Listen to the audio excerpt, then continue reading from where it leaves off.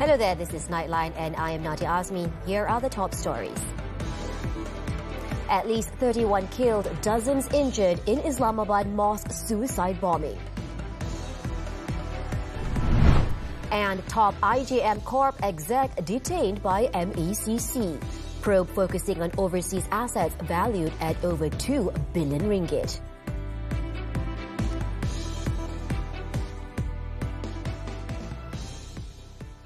Good morning. A suicide attack at a Shia mosque in Islamabad has killed at least 31 people and wounded more than 170 in one of the worst such incidents to hit Pakistan's capital.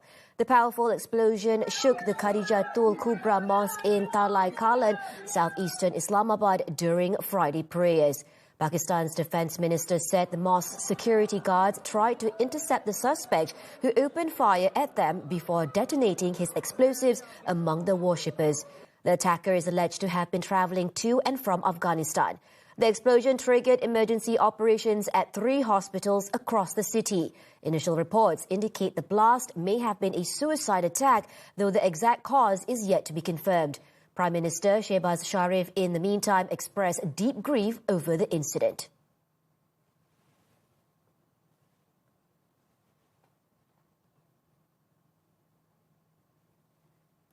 The Malaysian Anti-Corruption Commission MECC has detained a top management executive of IGM Corporation Berhad as part of an investigation into alleged corporate governance issues, procurement processes, financial transactions and overseas asset ownership involving an estimated value of 2.5 billion ringgit. Sources said the suspect, a man in his 70s, was detained on Wednesday at the MECC headquarters in Putrajaya following a raid on his residence. The MECC conducted searches at 3 locations, a fund and investment management institution, an investment bank and the suspect's home.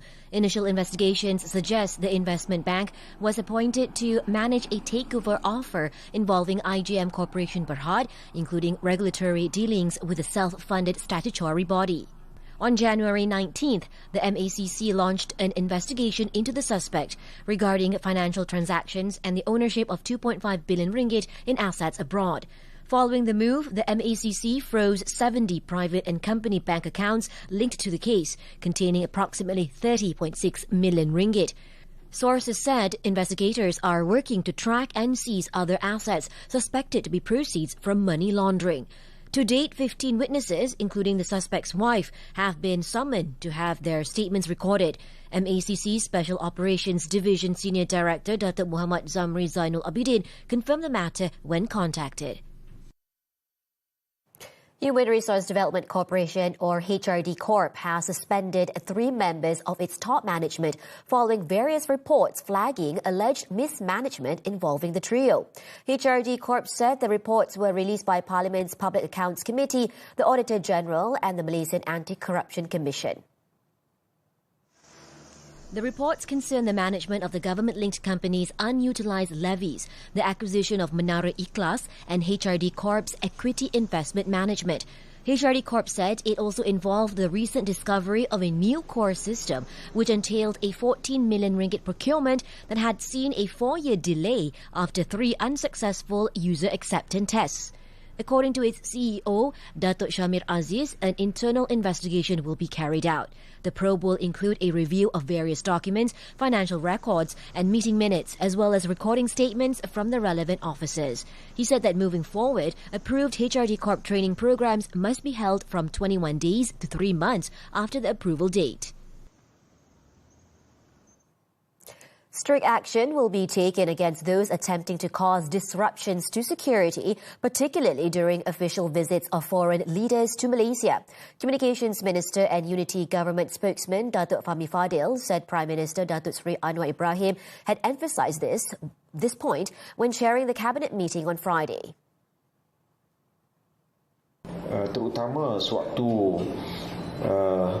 negara akan menerima tetamu negara dalam masa terdekat. Jadi langkah tegas akan diambil untuk pastikan dan jamin keselamatan awam dan juga tetamu negara sentiasa terpelihara. Earlier, Wisma Putra announced that Indian Prime Minister Narendra Modi will begin a 2-day official visit to Malaysia on Saturday. A group of activists is reportedly planning to hold a gathering in the capital on Saturday night to urge authorities to take action against unapproved places of worship.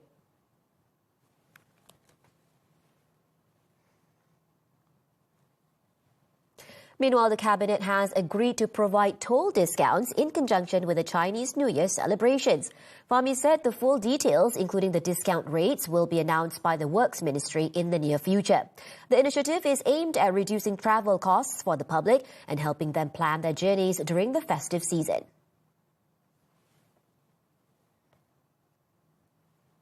The Federal Court, in a landmark ruling on Friday, reinstated the words offensive and annoy in Section 233 of the Communications and Multimedia Act. A 5-judge panel unanimously ruled that the words under the provision which criminalize the online transmission of offensive comments were constitutional. The panel, led by Chief Justice Datuk Seri Wan Ahmad Farid Wan Saleh, in its decision said both words within the section do not infringe Article 10(1)A of the Federal Constitution. Also on the bench that heard the appeal were Justices Tan Sri Nalini Pathmanathan, Datuk Che Muhammad Ruzi Mangazali, Datuk Muhammad Nazlan Muhammad Ghazali and Datuk Colin Lawrence Sequeira.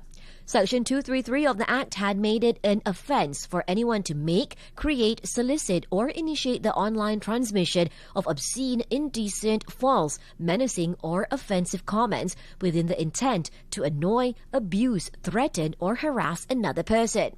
The decision was made after the Apex Court allowed part of the government's appeal. In doing so, the panel set aside the Court of Appeal's earlier ruling, which had struck out both words from the section. The decision comes after the court allowed an appeal by activist HRD Corp, setting aside a High Court ruling in 2023 that had dismissed her lawsuit in which she had sought to have the words declared unconstitutional.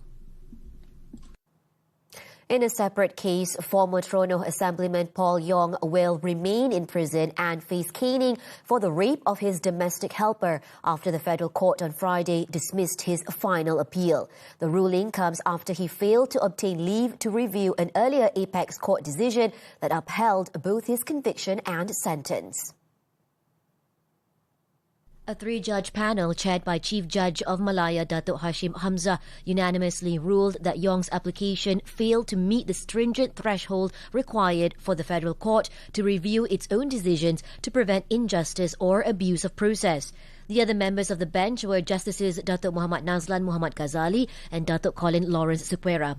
On July 22, 2022, the Ipoh High Court found Yong guilty of raping his 23-year-old Indonesian maid at his home in Ipoh on July 7, 2019. He was sentenced to 13 years imprisonment and 2 strokes of the cane. However, the Court of Appeal later reduced his sentence to 8 years imprisonment and 2 strokes of the cane.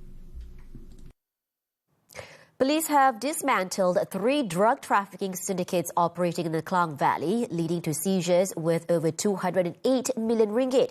13 individuals, including foreign nationals believed to be the masterminds, drug mules and couriers, were arrested.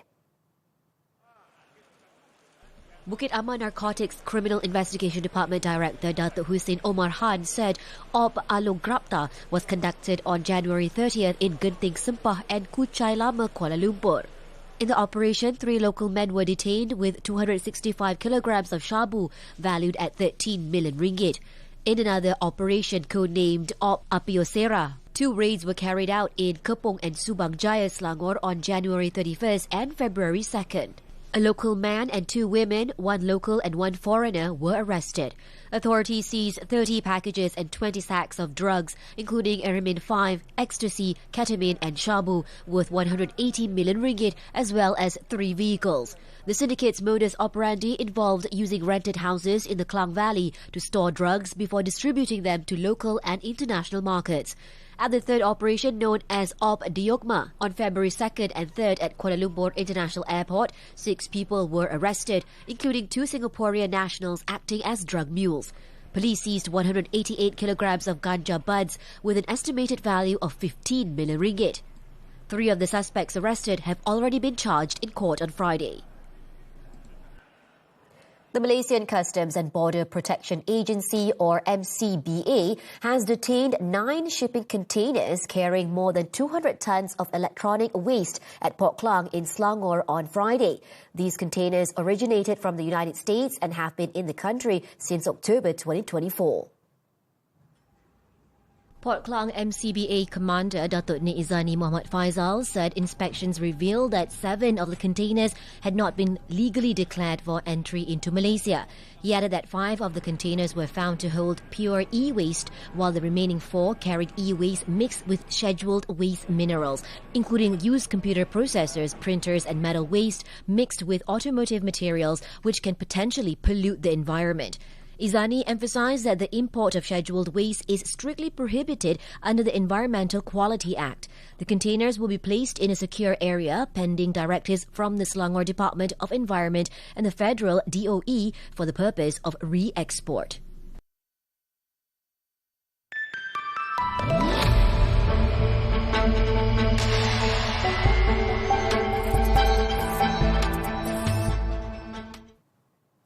In Sarawak, the Kuching High Court on Friday granted 5 Petronas subsidiaries leave to seek judicial review over 120 million ringgit in penalties imposed under Sarawak's gas distribution law.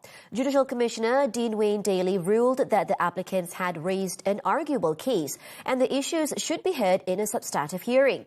The court, however, did not grant a stay of proceedings to enforce the penalties imposed. The applicants, Petronas Carigali Sdn Bhd, Malaysia LNG Sdn Bhd, Malaysia LNG 2 Sdn Bhd, Malaysia LNG 3 Sdn Bhd and Petronas LNG 9 Sdn Bhd, are seeking to quash notices of financial penalty issued under the Distribution of Gas Ordinance 2016. They were penalised for allegedly failing to apply for licences to operate in Sarawak, with 8 notices of 15 million ringgit each issued against them, amounting to 120 million ringgit. The court fixed March 2nd for case management.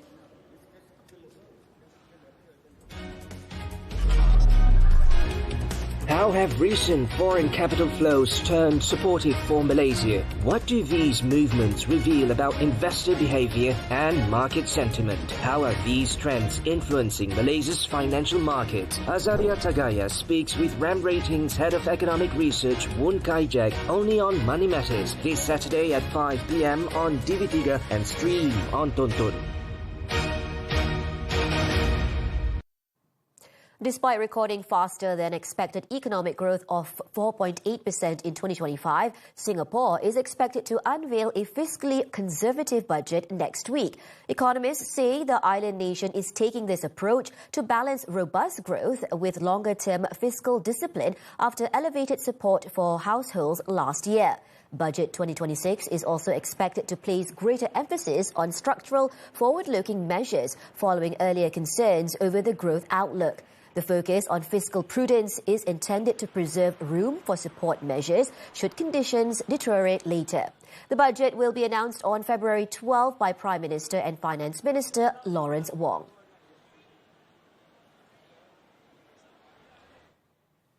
Also in Southeast Asia, Indonesia's assets slid on Friday after Moody's cut the country's credit outlook to negative, deepening investor concerns over fiscal risks and market liquidity.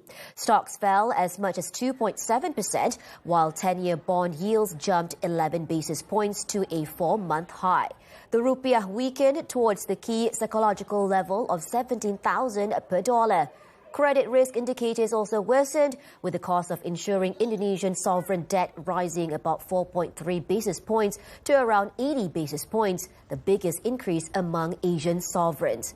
Indonesia's equities are reported to be the worst performers in the world this year, while its bonds and currency are among the biggest losers in emerging markets.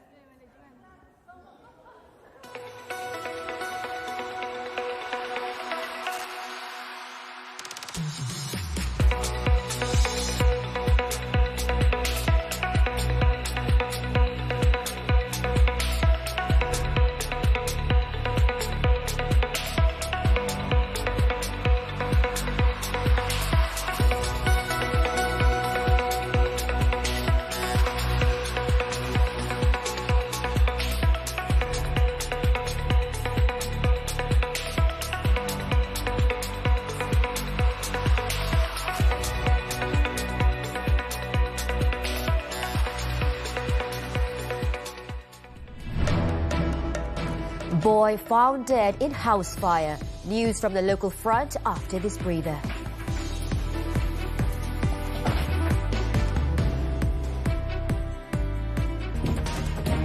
Unlocking the future of business. From industry evolutions to policy changes, we go beyond the headline. Deep insights, sharp analysis. Understanding the forces driving tomorrow's economy. Key financial insights that drive decisions. This is Money Matters, every Saturday, 5 p.m. Only on TV3 and stream now on Tonton. Manu adik saya ni macam mana? Arif saya menikah dengan Rena. Saya takkan pernah anggap awak suami saya sampai bila. Itulah. Dulu orang suruh belajar, tak nak belajar. Betul ke kau kena kahwin? Aku tak nak cakap hal tu sekarang ni. Aku nak luahkan perasaan. Daus, aku ni. Aku suka kau. I tengok tadi pun you dengan ustaz kan macam tak ada chemistry. I haven't said yes. Di Cerita Rama TV3 Sabtu ini 10 malam dan stream sekarang melalui Tonton. Ya, dalam kesusahan memang ada kesusahannya. Dan juga kalau kita berdikari memang ada kebaikannya. Sebab kesusahannya adalah buat sekarang ni saya sering sakit. Lepas tu kena minta bantuan. Kadang-kadang bukannya semua orang dapat bantu kita. Lagipun kita jangan harapkan semua orang bantu kita seorang je. Dan juga seorang tak mampu nak bantukan semua orang. Saya buat kerja sendiri. Yang tu kutiklah sikit yang plastik-plastik, joy. Dapatlah sikit boleh jaga keluarga saya. Ya. Yang tu saya di luar ada kerja sikit. Semua duit tu semua buat jaga keluarga. Tapi saya duduk sini, adik saya duduk di rumah ni, dia main di rumah saya jaga dia beberapa tahun. Saya pun sayang dia juga. Dia pun kasihan. Adik kita sendiri. Bukan adik orang. Welcome back. In Pulau Pinang, a construction worker was killed after a cement truck overturned at a construction site on Jalan Residency near the Pulau Pinang Hospital in Georgetown on Friday. The state's Fire and Rescue Department said the worker, an Indonesian national, was trapped in the driver's cabin during the 11:30 a.m. incident. In a statement, it said firefighters from the Jalan Perak station, assisted by personnel from Lebuh Pantai, were dispatched to the scene and arrived within minutes. The team used specialized equipment to extricate the victim, who was pronounced dead at the scene by Health Ministry personnel. His body was then handed over to the police for further action.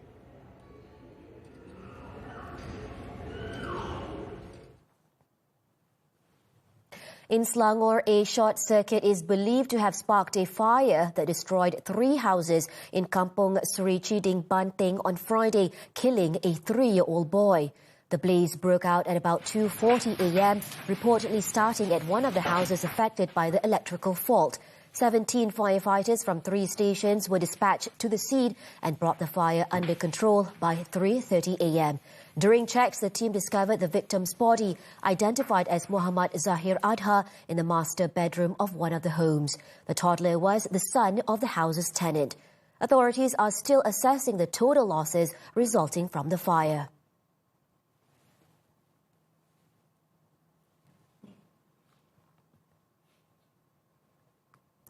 A cattle trader was brought before the Bandar Baru-Bangi Magistrates Court on Friday on a charge of murdering a primary school teacher. The 33-year-old accused, Datu Muhammad Effendi Datu Muhammad Saleh, only nodded when the charge was read out before Magistrate Saira Banu Muhammad Ashraf Raja.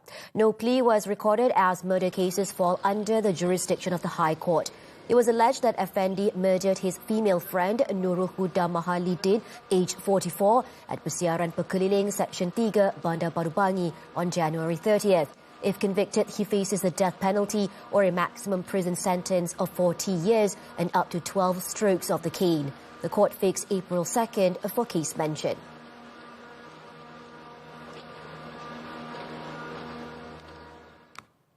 An independent preacher and the head of the Finance and Accounts Department of an educational and religious centre in Kedah were rearrested and remanded on Friday, 1 hour after they were released.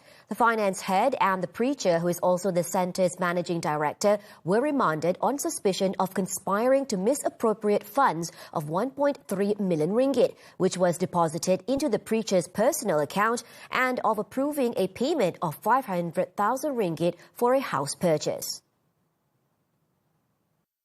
The Alor Star Magistrates Court issued a 3-day remand order until Sunday against both suspects. Sources said the duo, both in their 30s, were released at 5 p.m. on Thursday after being remanded for a day to assist in investigations for allegedly abusing their positions to approve 600,000 ringgit as payment in return for raising funds for the institution without the consent of other partners.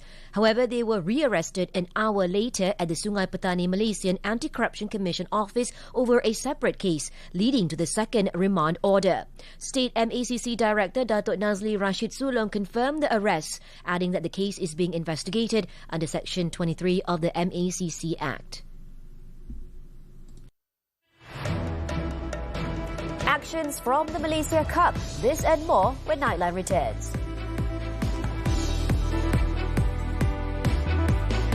Untuk telefilm Holic Februari ini, TV3 ada Yang Misteri. Sunyi, gelap. Kalaulah hari-hari aku tak cerita pasal hantu kat si Bainun tu, tak adanya dia nak kena. Yang Menyayat Hati. Aku cuma nak amanat aku supaya korang berdua jadi karya yang terbaik. Baru saya tahu best actor yang bernama Bakri Zain. Telefilm Holic mesti kena tengok cerita pilihan setiap Sabtu 2 petang di TV3 dan stream juga melalui Tonton. How have recent foreign capital flows turned supportive for Malaysia? What do these movements reveal about investor behavior and market sentiment? How are these trends influencing Malaysia's financial markets? Azaria Tagaya speaks with RAM Ratings Head of Economic Research, Woon Kai-jack, only on Money Matters, this Saturday at 5 p.m. on TV3 and stream on Tonton. Maru adik saya ni macam mana? Saya tak kira. Macam mana sekalipun keluarga korang ni kena bertanggungjawab. Arif saya menikah dengan Rena. Saya takkan pernah anggap awak suami saya sampai dia. Mak awak benci saya. Kenapa sajalah? Saya layan awak macam sampah. Tapi awak layan saya macam princess. Walau sampai detik yang saya ada separuh nafas nanti, saya tetap akan cintakan awak. Di Cerita Rama TV3 Sabtu ini 10 malam dan stream sekarang melalui Tonton. Dalam perasaan tu memang nak katakan tak sedih tu memang menipu lah. Sebab masa saya normal dulu saya aktif, tiba-tiba sakit kan. Jadi memang dah dianugerah oleh Tuhan lah. Amat terima kasih pada Tuhan. Sebab apa, kami ambil masa seminggu je untuk pulihkan. Apabila kami tahu kami dah jadi OKU, mungkin tak dapat bergerak untuk selamanya. Nightline continues with the foreign updates. Singapore will be raising its Vehicle Entry Permit or VEP fees for foreign registered cars and motorcycles, and the Goods Vehicle Permit GVP fee for foreign registered goods vehicles from January 1st, 2027. The VEP fee for foreign registered cars and motorcycles entering Singapore will be raised to $50 a day and $7 a day respectively from the current $35 a day and $4 a day. The Land Transport Authority LTA said on Friday that its annual 10 free VEP days and the free VEP hours on weekdays will also be removed. The GVP fee for foreign registered goods vehicles will be raised from $40 to $70 per calendar month. The LTA said the reviews were necessary to ensure that the cost of owning and using a foreign registered vehicle in Singapore is commensurate with that of a Singapore registered vehicle.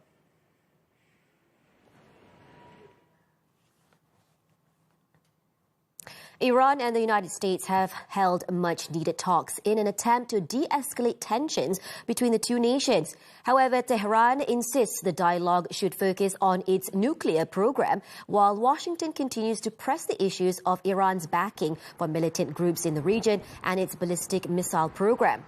The dialogue taking place in Oman has been described as indirect, with envoys from both sides meeting separately with Oman's foreign minister.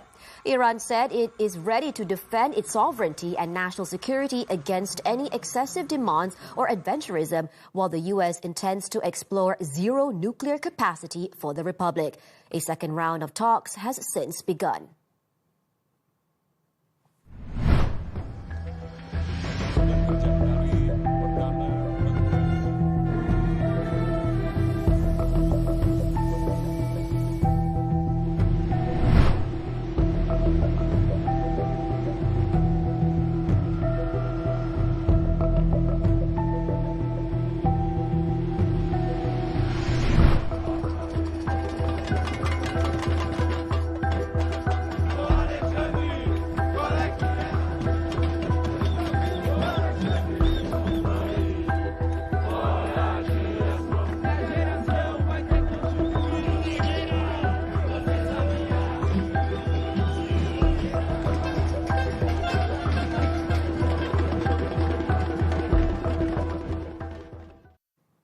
Moving to sports, football and the Malaysia Cup. One match was played on Friday with Terengganu FC and Kuala Lumpur FC playing out a 1-1 draw in the first quarter-final leg at the Sultan Mizan Zainal Abidin Stadium on Friday.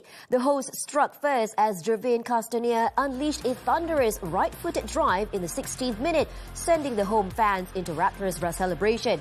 The Turtles dominated much of the contest, creating several chances to double their lead, but Kuala Lumpur's defence held firm. However, the City boys were determined not to leave empty-handed as Nicola Dumitru pounced late on a pass from winger Safawi Rashid to restore parity.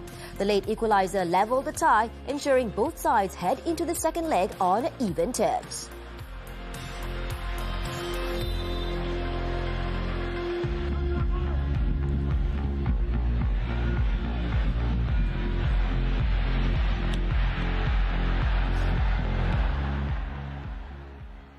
Turning to badminton, the 2026 Asia Team Championships. The national men's and women's teams saw their journeys end at the quarterfinals in Qingdao, China on Friday. The men's team suffered a 0-3 defeat to Japan. Facing Yushi Tanaka in the singles match, Justin Ho struggled in 3 sets and lost 17-21, 22-20, 11-21. The national men's team could not match Japan as a doubles pair. Wan Arif Junaidi and Yap Roy King were easily beaten by experienced duo Takuro Hoki and Yugo Kobayashi 14-21, 12-21. Hope then rested on the second men's singles player Aidil Sholeh Ali Sadikin, who also fell to Koki Watanabe 22-20, 11-21, 3-21. This defeat marks the first time the national men's to advance to the semi-final. While the national women's team also exited in the quarterfinals following a 0-3 defeat to South Korea.